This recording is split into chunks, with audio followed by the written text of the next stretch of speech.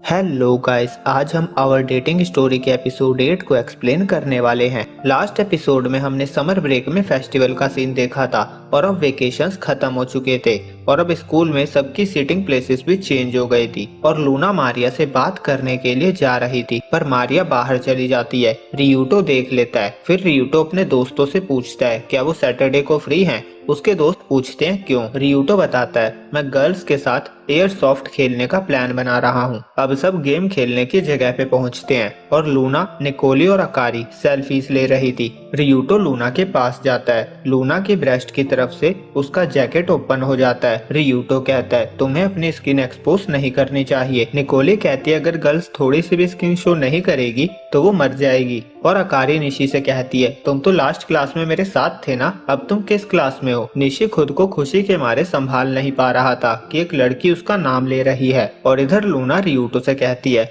आज मैं तुम्हारे दिल पे क्रिटिकल हिट करने वाली हूँ। अब वो गेम खेलना स्टार्ट करते हैं। निकोली, निशी और इची एक टीम में थे और रियूटो, लूना और अकारी दूसरी टीम में। अकारी छुपते हुए पीछे से जाकर फायरिंग करती है। निशी तो आउट हो जाता है पर इच्ची और निकोली बच जाते हैं। अकारी फिर दोबारा पीछे से इच्ची पे फायर करती है, वो मिस कर जाती है और इसी गम के मारे वो खड़ी रह जाती है। लूना उसके पास जाती है और कहती है ध्यान कहाँ है तुम्हारा, और इच्ची उन्हें ही देख रहा था। पर इससे पहले कि वो कुछ करता, रियूटो वहां आ जाता है और इच्ची सरेंडर कर देता है। अब रियूटो दोनों को छुपने को कहता है, तभी वो देखता है निकोली फायरिंग कर रही थी। रियूटो लूना के सामने आकर उसे प्रोटेक्ट कर लेता है और खुद आउट हो जाता है। निकोली अकारी को भी आउट कर देती है। अब गेम 1-on-1 बचा था। लूना रियूटो के लिए इस गेम को जीतना चाहती थी और वो जीत भी जाती है। अब लूना रियूटो को सॉरी कहती है क्योंकि उसने उसे बचाने के लिए खुद पे शॉट ले लिया था।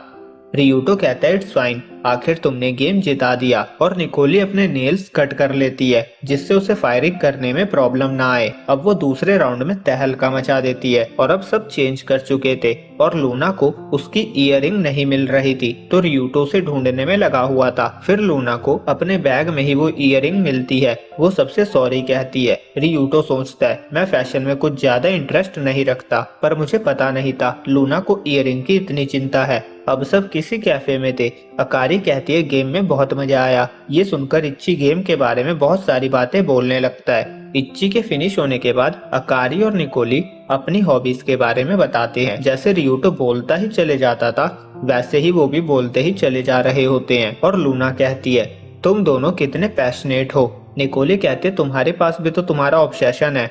लूना कहती है रियूटो, और वो शर्माने लगती है। और निशी रियूटो से पूछता है निकोली का कोई बॉयफ्रेंड है क्या। और निकोली कहती है मैं ऐसी चीजों के बारे में अभी तक नहीं सोच पाती। अकारी कहती है तुम्हारे एक्स बॉयफ्रेंड की वजह से, है ना। निकोली कहती है हाँ। वो बताती है वो कूल लड़का था। अकारी कहती है लुक्स से। निकोली कहती है उसके वे ऑफ लाइफ से। वो हमेशा ईयरफोन लगाए रहता था। जब मैं पूछती थी वो क्या सुनता है तो वो कहता था बुद्धिस्ट सूत्रास। उसके बारे में बताते हुए निकोली का फेस लाल हो रहा था। वो बताती है हालांकि मैंने उसे 2 वीक के लिए डेट किया था पर मैं उसे अभी भी नहीं भूल सकती। वो पहला लड़का था जिसे मैं लाइक करती हूँ। निशी कुछ बोलने का ट्राई कर रहा था पर निकोली उसके पैर पे किक मार के कहती है तुम्हें पनिशमेंट चाहिए या फिर मरना चाहते हो। निशी डरता हुआ कहता है मैंने तो अभी तक कुछ कहा भी नहीं। अब अकारी कहती है मुझे जैसा लड़का पसंद है। ये सुनते ही इच्ची कहता है हाँ बताओ कैसा। वो कहती है मुझे लंबे लड़के पसंद है। वो इच्ची से उसकी हाइट पूछती है। इच्ची बताता है उसकी हाइट 181 सेंटीमीटर है। अकारी किसी का नाम लेके कहती है तुम्हारी हाइट तो बिल्कुल उसके जितनी है, सो कूल। इच्ची का फेस भी लाल हो रहा था। रियूटो मन में कहता है मैं समझ रहा हूँ तुम्हें कैसा लग रहा है, अभी अभी तुम्हें कॉम्प्लीमेंट मिला है। अब सब घर चले जाते हैं, बस लूना और रियूटो ही बचे थे।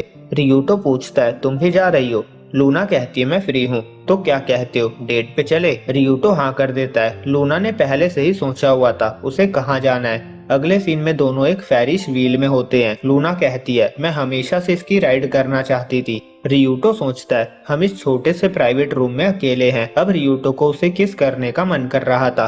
उसके दिमाग में बस किस ही किस चल रहा था। लूना उसे देखती है और कहती है मुझे पता है, मैंने बहुत पहले मांगा में पढ़ा था। उसके मेन कैरेक्टर्स गर्लफ्रेंड और बॉयफ्रेंड फेरिस व्हील में चॉकलेट खाकर किस करते हैं और फिर चॉकलेट के टेस्ट पे हंसते हैं। वो बताती है मैंने ये एलिमेंट्री स्कूल में पढ़ा था। और अब मैं एडल्ट हूँ तो मैं इसके लिए एक्साइटेड हो रही हूँ। रियूटो कहता है पर यहाँ कुछ भी खाना पीना मना है। लूना कहती है वैसे भी हमारे पास कोई चॉकलेट नहीं है, पर हम। रियूटो हाँ कर देता है। फिर दोनों किस करते हैं। लूना कहती है कैसा टेस्ट था। रियूटो कहता है पीच की तरह। लूना कहती है क्योंकि मैंने पीच सेंट वाला न्यू लिपस्टिक लिया है। वो कहती है मैं तुम्हें और ज्यादा लाइक करने लगी हूँ। फिर वो उसे अपने सर पे पैट करने को कहती है। रियूटो पूछता है क्यों। वो कहती है क्योंकि जब हम एयरसॉफ्ट गेम खेल रहे थे तो मैं चाहती थी तुम मेरे हेड पे पैट करो और गुड जॉब बोलो। रियूटो वैसा ही करता है। अब दोनों हाथ होल्ड करके जा रहे थे और अचानक से लूना उसे थोड़ी सैड दिखाई देती है। रियूटो पूछता है क्या हुआ। लूना कहती है ऑलमोस्ट हमारी डेटिंग को 3 मंथ होने वाले हैं, इससे मुझे बहुत खुशी होती है।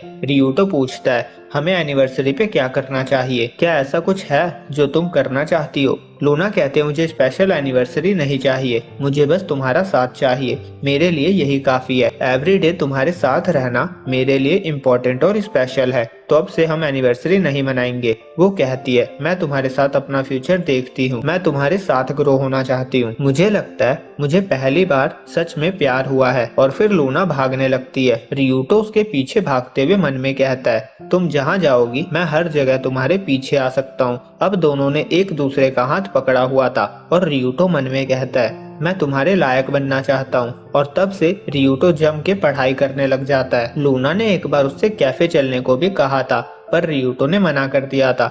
लूना समझ गई थी उसे पढ़ाई करनी है। रियूटो के मन में एक ही बात चल रही थी, ग्रेजुएट होकर एक मैन बनना है। और अब रियूटो जहाँ स्टडी करता है वहाँ पे मारिया अपनी दोस्तों के साथ आ जाती है। रियूटो रेंगते हुए वहाँ से निकल रहा था, तभी एक लड़का कहता है तुम बड़े दिन से गायब थे, मुझे चिंता हो रही थी। अब दोनों कैफे में थे और लड़का बताता है मेरा नाम सेकिया है और वो रिपीटर था, मतलब फेल हुआ होगा। वो कहता है वो लड़की जिससे तुम भाग रहे थे एक्स है या स्टॉकर, तुम्हें पता है ना रिपीटर्स स्टोरी सुनने के भूखे होते हैं, तो बताओ मुझे। रियूटो सोचता है इसने मेरी हेल्प करी है तो मैं इसे मना नहीं कर सकता। वो उसे सारी कहानी बताता है। सेकिया कहता है तो अब तुम क्या करने वाले हो, एग्जाम तक ऐसे ही भागते रहोगे। रियूटो कहता है मुझे नहीं लगता मैं ऐसा कर पाऊंगा। वो कहता है मैं बस अभी के लिए उसे अवॉइड कर रहा हूँ, मैं उसके मामले में नहीं पढ़ रहा हूँ और वैसे भी उसके भी तो एग्जाम्स हैं। सेकिया कहता है तो तुम्हारे पास भागने के अलावा कोई चॉइस नहीं है। वो थोड़ा सोचता है और कहता है मैं तुम्हारी हेल्प करूंगा, तुम मुझे अपना नंबर दे दो, मुझे जब भी वो दिखेगी मैं तुम्हें बता दूंगा। और अब स्कूल में टीचर कल्चरल फेस्टिवल के लिए कमेटी डिसाइड कर रही थी। वो कहती है अक्टूबर में स्पोर्ट्स फेस्टिवल भी है तो हमें नवंबर से कल्चरल फेस्टिवल की प्रिपरेशन स्टार्ट करनी होगी, तो जो भी रेडी है अपने हैंड रेज करो। कोई भी स्टूडेंट नहीं जाना चाहता था। फिर मारिया हाँ करती है, उसे देखकर लूना भी हाँ कर देती है और रियूटो सोचता है फ्रेंड बनने का काम स्टार्ट हो चुका है। और यहीं पे ये एपिसोड एंड हो जाता है। तो वीडियो अच्छी लगी हो तो लाइक करे, चैनल पे पहली बार आए हो तो सब्सक्राइब करे। जल्दी मिलते हैं अगली वीडियो में, जब तक के लिए बाय बाय।